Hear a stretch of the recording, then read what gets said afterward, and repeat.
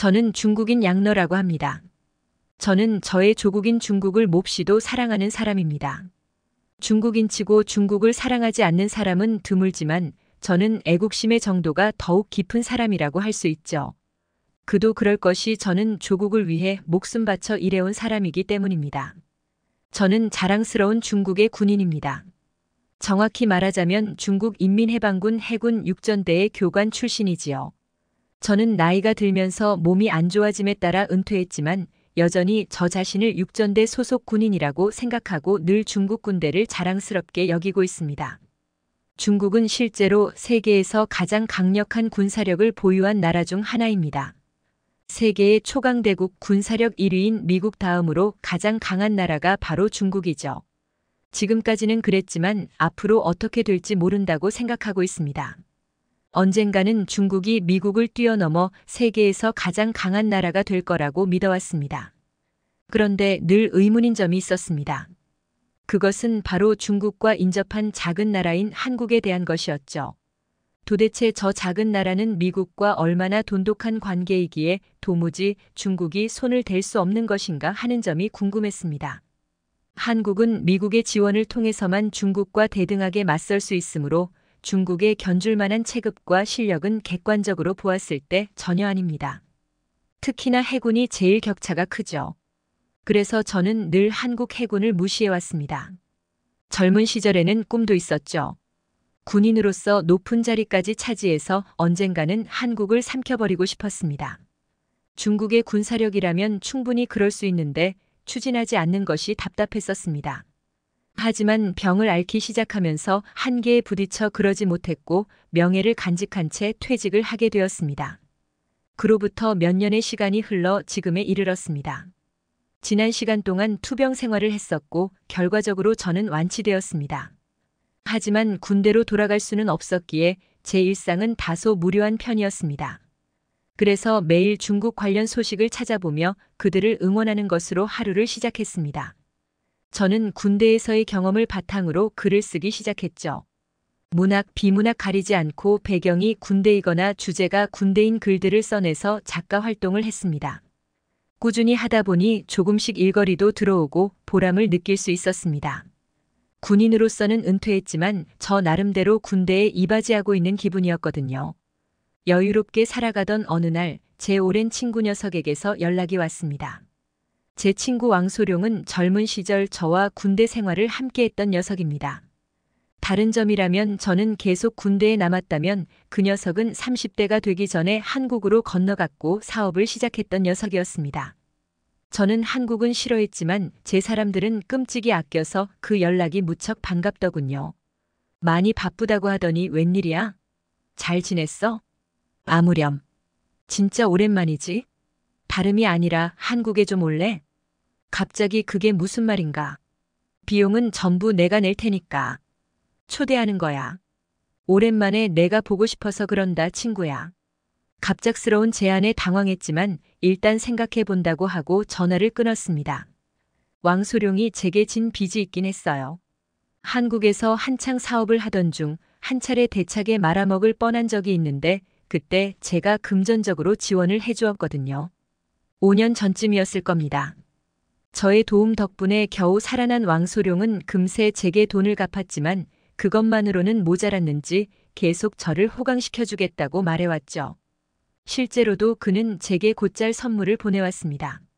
그런데 삶이 너무 바빠서 그랬는지 도통 중국에는 오지를 않더군요. 그래서 역으로 저를 초대한 것이었습니다.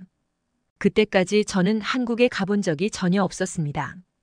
그래서 궁금해지기도 했죠. 한국에 대한 반발심과는 별개로 말입니다. 그래서 며칠 고민 후 소룡에게 한국에 가겠다고 말을 해두었죠. 일을 하지 않아서 한가하면 그런 점은 참 좋은 것 같습니다. 정말로 소룡이 처음부터 끝까지 다 해주더군요. 그래서 저는 비행기표를 받아서 생애 최초로 한국 땅을 밟아보게 되었습니다. 한국의 공항은 참으로 으리으리하더군요. 한국은 땅 크기가 정말 작은 나라라고 들어서 건물도 죄다 코딱지만 할 줄 알았는데 그건 아니었습니다. 공항 크기가 너무 커서 소룡이 마중 나오지 않았다면 길을 잃었을 게 분명합니다. 오랜만에 만난 소룡과 얼싸안았습니다. 눈물이 핑 돌더군요. 소룡 녀석도 딱 그런 표정이었죠. 자네도 많이 늙었구만. 그건 자네도 마찬가지지.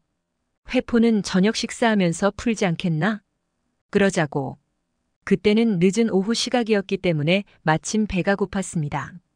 오는 동안 기내식을 먹지도 않았거든요. 공항을 나와 소룡의 차를 타고 서울 중심 번화가로 향했습니다. 그곳은 서울에 온 외국인 관광객들이 특히 많이 방문하는 명동이었습니다. 서울에서 오래 산 소룡은 이제 겉모습까지 한국인 같더군요. 반은 한국인인 소룡은 음식이 맛있는 집도 잘 알아서 저를 그곳으로 데리고 갔습니다. 한국이 처음이라 한식도 처음이었는데 생각보다 맛이 좋더군요. 한국에 온 지 몇 시간 만에 제가 가졌던 한국에 대한 편견이 부서지고 있었습니다. 무엇보다도 신기했던 건 한국은 휴전국인데도 불구하고 거리가 평화 그 자체였다는 것입니다. 휴전은 휴전이지 종전이 아니란 말입니다. 명백히 전쟁 중인 나라인데 이 모양이라니, 이래서는 중국 군대가 불시에 덮치면 꼼짝없이 당할 것이 자명해 보였습니다. 그래서 양너, 자네는 아직도 중국 군인으로서 한국을 이기고 싶은 마음이 큰가? 이제는 거의 한국인이 다 된 양너 앞에서 솔직하게 말하기는 좀 그래서 대충 얼버무렸습니다. 식사를 마친 뒤 이번에는 술을 한잔하러 일어났죠. 소룡은 저를 고급 술집으로 데리고 갔습니다. 저는 한국을 늘 못 사는 나라로 생각해 왔는데 으리으리한 공항부터 고층 건물이 즐비한 서울의 풍경, 그리고 붓이 나는 가게들이 많아서 살짝 혼란스러웠습니다. 도대체 한국은 어떤 나라였던 걸까요? 그렇게 가까이 두고도 언젠가는 중국이 먹어야 한다고 생각해 왔으면서 제대로 아는 게 하나도 없었던 것 같습니다. 더 이상 머리 아프기 싫어서 술잔을 기울였습니다. 한 잔, 두 잔이 한 병이 되고 두 병이 되고 빈 병은 쌓여만 갔죠. 한국에 대한 고민은 잠시 넣어두고 소룡과 저의 이야기를 나누다 보니 술이 정말 술술 들어가더군요. 시간도 빠르게 흘렀습니다. 몇 시간 후에는 많이 취해서 이제 들어가 보지 않으면 안 되겠더군요. 소룡이 잡아둔 숙소로 가던 길에 사격장이 눈에 들어왔습니다. 오랜만에 총 한번 잡아볼래? 전직 군인 양반. 지금 취해서 제대로 쏠 수 있을지나 모르겠다만. 그래도 간만이니 사격 한번 해보기로 했습니다. 사격장으로 들어갔더니 저희와 동년배로 보이는 한국인 남자들이 있더군요. 안경을 쓰고 술을 많이 마셔서인지 배가 나온 평범한 중년이었죠. 저와 동년배로 보였습니다. 저나 소룡은 젊은 시절의 군인이었고 각자 관리도 잘해서 나이에 비해 몸이 무너지지 않은 편인데 그 한국인들은 다들 관리를 안 해서 배불뚝인 것이 우스워서 비웃었습니다. 그 꼴들을 하고 사격장에 온 게 웃겼거든요. 당시에는요. 그들을 위아래로 훑어본 뒤 피식 웃음을 쳤더니 그들도 모욕감을 느낀 것 같았습니다. 술에 취한 것처럼 보였지만 달려들기보다는 눈빛으로 제게 사격 승부를 걸어오는 것을 느낄 수 있었습니다. 배 나온 그 남자는 손에 총을 쥐면서 저를 노려봤거든요. 저는 코웃음을 쳤죠. 저는 불과 몇 년 전까지만 해도 현역 군인이었으니까요. 저와 그 남자는 각자의 자리에서 총을 잡고 자세를 취한 뒤 발포하기 시작했죠. 탕, 탕, 탕. 30번 쐈습니다. 그중 21발을 명중시켰죠. 만취해 있던 상태였기 때문에 기존 컨디션이 안 나와서 아쉬운 성적이었습니다. 그 배불뚝이 한국 아저씨는 얼마나 쐈나 봤더니 아니나 다를까 27발이나 맞췄더군요. 그 사람도 저처럼 취해 있는 상태였습니다. 꺼 봐. 내가 이길 거라고 했잖소. 오랜만에 쏜 건데도 이만큼 나와서 기분이 좋으니 이만 물러가리다. 여기 계산만 그쪽이 해주셔. 저는 어안이 벙벙해지면서 술이 확 깨는 느낌이 들더군요. 30년 전에 군대 제대했다는 사람이 어떻게 불과 몇 년 전까지만 해도 군대 교관이었던 저보다 뛰어날 수가 있었을까요? 심지어 그는 술에 취한 상태였는데도 말이죠. 그 남자의 뒤를 이어서 비슷하게 생긴 중년 남자들이 차례로 사격을 해보였는데 장난이 아니었습니다. 첫 번째 남자보다 더 잘 쏘더군요. 술을 안 마신 것으로 보이는 남자는 만발을 쐈습니다. 그들은 아무리 봐도 군인들이 아니었는데도 말이죠. 입이 떡 벌어져서 그 모습을 바라보고 있었는데 이어지는 소룡의 말에 그만 저는 경악하고 말았습니다. 양 너 웬만하면 한국인 아저씨들을 건들지 말게. 요즘 젊은이들에 비해서 확실히 단단한 정신력과 체력, 실력을 가진 이들이 많거든. 군대 제대한 지는 오래됐지만 그런데도 불구하고 저렇게 총을 잘 쏘지 않나. 자네도 아까 봐서 알겠지만 말이야. 저들은 당장 전쟁이 나도 출동할 수 있는 병력이라네. 사람들 틈에 섞여서 평범하게 살아가는 것처럼 보이지만 강력한 전사들이라고. 그러니 쓸데없는 객기 부리지 말게나. 그날은 일단 숙소로 돌아가 쉬었습니다. 다음 날 다시 소룡을 만났는데 그때 다시 지난밤의 한국인에 대한 이야기를 나누었죠. 소룡에게 한국인들이 얼마나 강한지, 한국 군인이 군대가 얼마나 강한지 듣고서 저는 제가 평생 품어온 한국에 대한 편견을 버릴 수밖에 없었습니다.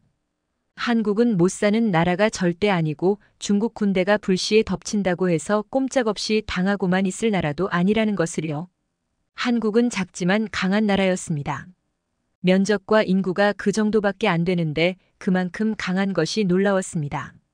만약 한국이 중국의 반만큼이라도 컸다면 진짜 위험한 것은 중국이지 않았을까 하는 생각이 들었습니다. 지금까지 양러 씨가 보내준 사연에 대해 소개해드렸는데요. 어떻게 보셨나요? 클립뉴스에서는 여러분의 사연을 기다리고 있으니 소개해주고 싶은 사연이 있으시면 언제든 제보 바랍니다.